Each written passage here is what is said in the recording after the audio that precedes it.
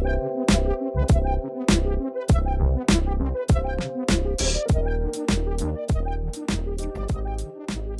Charles, so I was talking to a client yesterday, and they brought up to me something that I was actually pretty unfamiliar with.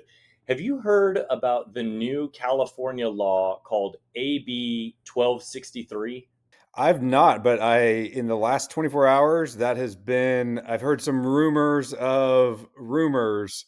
California, it's really hard to keep up with.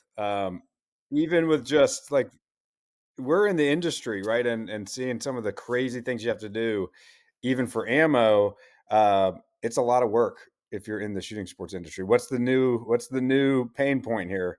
Yeah, I mean, I think that the tools for compliance that exist out there right now, eCheckpoint being one of them, and some of the others are going to get a huge influx of new customers. But basically, what the law states, and I'm reading here directly off my notes, AB 1263 was signed in October of this year, and it takes effect January 1 of 2026. So literally in, what is that, 20 to 30 days from now? So just over 4 weeks, with a major holiday in that timeline too. So as we continue to talk, we could start to understand the nuance of like developing during this next month.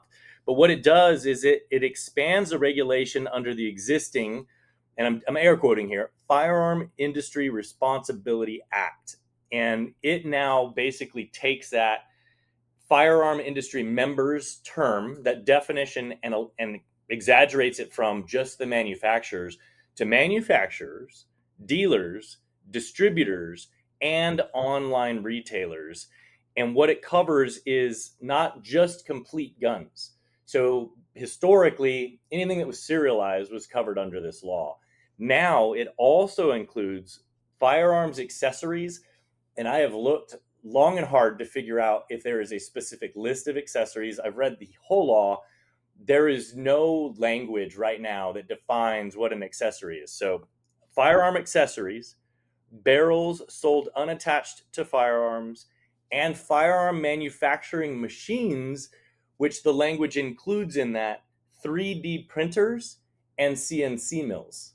So even if you're just a kid that wants to buy a 3D printer in order to make school projects, the government now sees that as a firearm manufacturing machine, and that kid will need his parent to help him buy his machine and provide proof. And so that's just the synopsis. So give me your thoughts. Well, I mean, I guess go ahead and buy your Dremels and screwdrivers and cans of spray paint now before you have to give California your ID. Yeah, that's pretty wild. It's interesting because there was the whole Glock Model V thing, which it's almost like that got all the news, right? It's like, hey, Glock had to create a whole new model just for California, but actually, this is way more impactful. It's almost like, maybe that was a bit of a smoke screen to slip this in. Who knows? Right? Yeah, I mean it's odd that people who are so involved in the industry don't know about this till the beginning of December when it was signed in October. But the manufacturers are obviously aware of it. That's where the news came to me, was through some of our manufacturer relationships. But I think it's a little crazy. If you own a website today, right, regardless of who you are, whether you're a small mom and pop shop that is a retailer, or whether you're one of the larger manufacturers in the world making firearms and accessories, what you now have to do in the transaction process. So I come to your website, I want to buy a magazine, right? I simply want to buy a magazine, a 10 round magazine, which is totally California compliant for my Glock 26, which is totally California compliant, even if it's the V model, whatever it is. I now have to provide you a clear, or excuse me, you, the e-commerce manager, right? Whoever you are, whether a retailer or a manufacturer, you as the store that I'm purchasing from have to make sure that I have a clear, conspicuous notice to the prospective purchaser, me, and that has to go through an acknowledgement process. So not only do I have to see that on the screen, I have to do that whole, we've all done it, right? Where you have to scroll to the bottom. At the very bottom, you finally get a button that says, I acknowledge. You have to then acknowledge it. And then that has to take you to another screen where I'm able to upload my photo ID. It then verifies my image against my photo ID, and then the shipping address and the address on the ID must match, and any shipping labels created must have a signature and proof of ID on delivery. So it's kind of like, even for accessories. So it's like if you're getting alcohol delivered by Uber Eats or DoorDash, right? When they come to your door, they knock, UPS comes to your door, they need a signature, but they're also going to require to see your ID and make sure it matches their information. So now companies that have e-commerce need to update their software, their e-commerce software, to be able to um, provide the notice, accept the electronic confirmation, upload your ID, and then the shipping companies need to match that with the capability to ensure that any shipping that's taking place into California from any of the 50 states requires signature and proof of ID. That's wild. And yeah, the accessory thing, like what about a fanny pack, right? What about a, what about safety glasses, hearing protection? Like are accessories, right? Where is the line on that? So sounds like a headache. Where is the line? That's the one thing that I was unable to find on the accessory side. It's like, where is that line? Well, yeah. So, like you said, if you are any e-commerce business, maybe you're thinking, well, I'm not in California. This doesn't matter to me, but it kind of matters to everyone, right? And if you're not ahead of the curve and you've got an e-commerce site that doesn't have this, we saw this with ammo before. When laws would change, the big guys, they're on top of it and they've got it locked down. But then consumers in California will go and find mom and pop shops that are still letting them order non-compliant items. So, if you get a surge of traffic from California, that might be a bit of a cause for concern for you. Specific to that, right? um, Under the FIRA, which was, what was it, the Firearms Industry Responsibility Act, they're now expanding civil and criminal liability to the industry members that are responsible. So if that small mom and pop shop does sell something, and whether they sell it to an undercover cop, whether they sell it to anybody, however the government finds out that they made that sale, they are now the responsible party that violated said law. So as long as the manufacturer, we'll say, I'm going to use Magpul in this example, right? Magpul sends a magazine to a mom and pop shop. That's all legal. Everything's been done according to the law. So they basically now follow that part down the line, identify who actually violated the law, and then hold them criminally and civilly responsible. And we'll be posting the whole blog, everything that I have written down here. We'll put into a blog. I'll have all the links and citations of everything that I have, so you guys can take a look at it a little bit deeper. But I mean, right now I'm seeing, before I was here, Charles, I was a consultant in the e-commerce space for the firearms industry, and I can't tell you, my email inbox on that side of my email is absolutely blowing up. And like you said, some of the bigger guys that are ahead of the curve are absolutely not ahead of the curve. That's one thing I can say right now. For those big guys, there's a lot of red tape when it comes to pivoting their technology, right? Their tech stack is typically a 6-month process from the point of vetting some software, going through those softwares, understanding who you want to use, creating a vendor in the system. Like, there's just this long train of events that have to happen before you can actually make a change to your e-commerce store.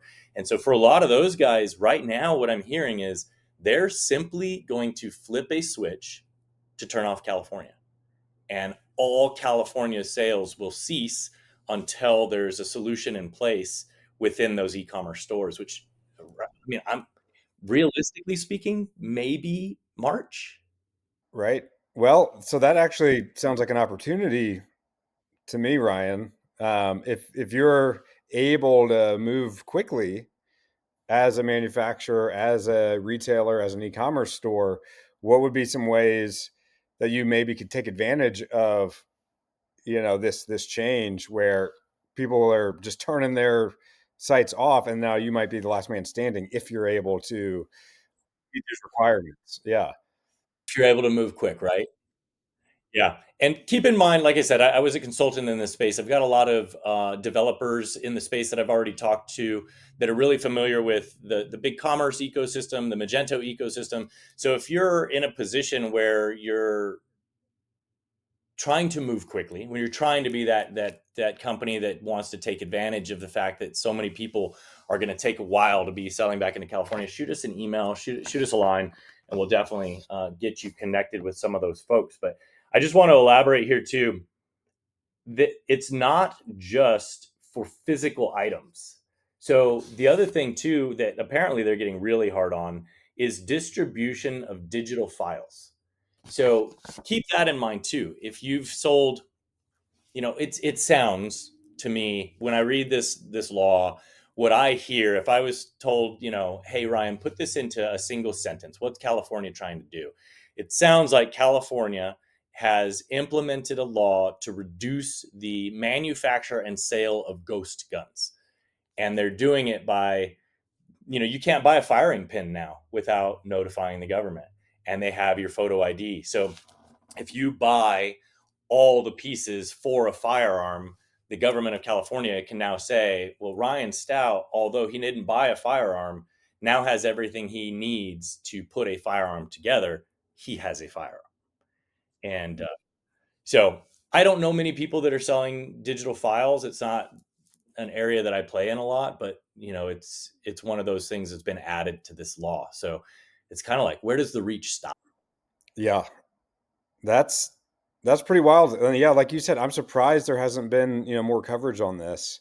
So it's important. So definitely, everyone watching, right, share this because it's it's crazy, right? And just the lack of clarity, um, I think is the main problem, right? No matter where you stand on the law, right, there's got to be clarity so that people know how to properly operate within it. Yeah, I think the other thing to keep in mind too, it's something that's new to us, but we are working diligently on, between the BFG ecosystem and our integrated partners, which is, the Celerants of the world, Aims of the world, Corewares of the world. Coreware has Coreforce, which is an e-commerce platform. They are already working through solutions. If you're interested to understand that, I'm going to let them speak for themselves on what those solutions are.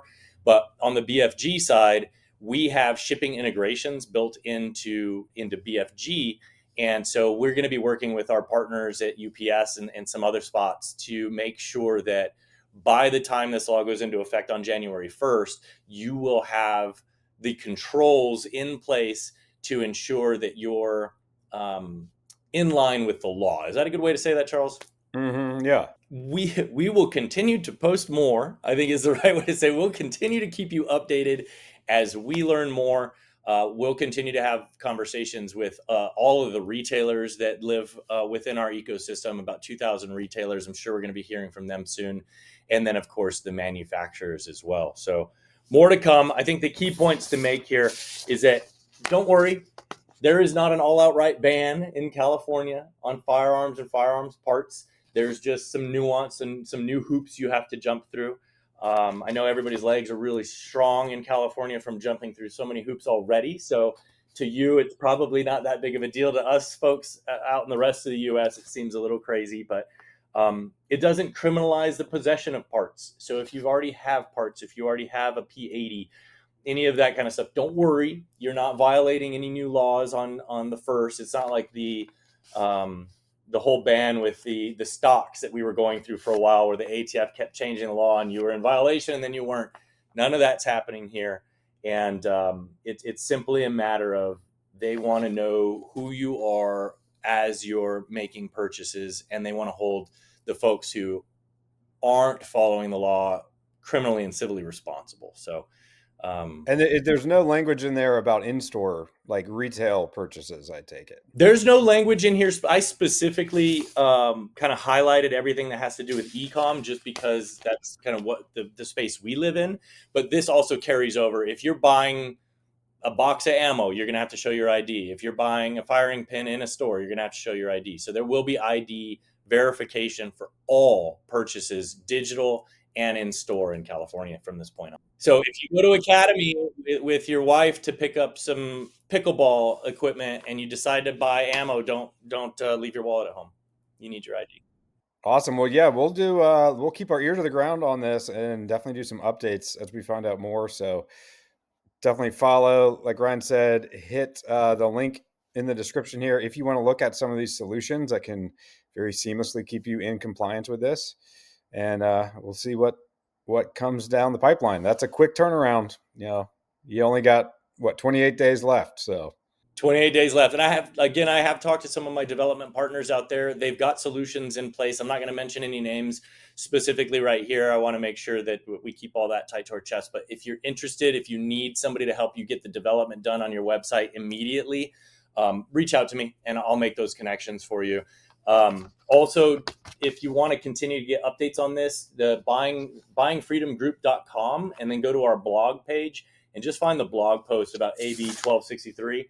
And we'll continue to make sure that that is updated with any new information as it comes out. awesome. Thanks, Ryan. We'll catch you on the next one. All right. Thank you, Charles. Talk soon.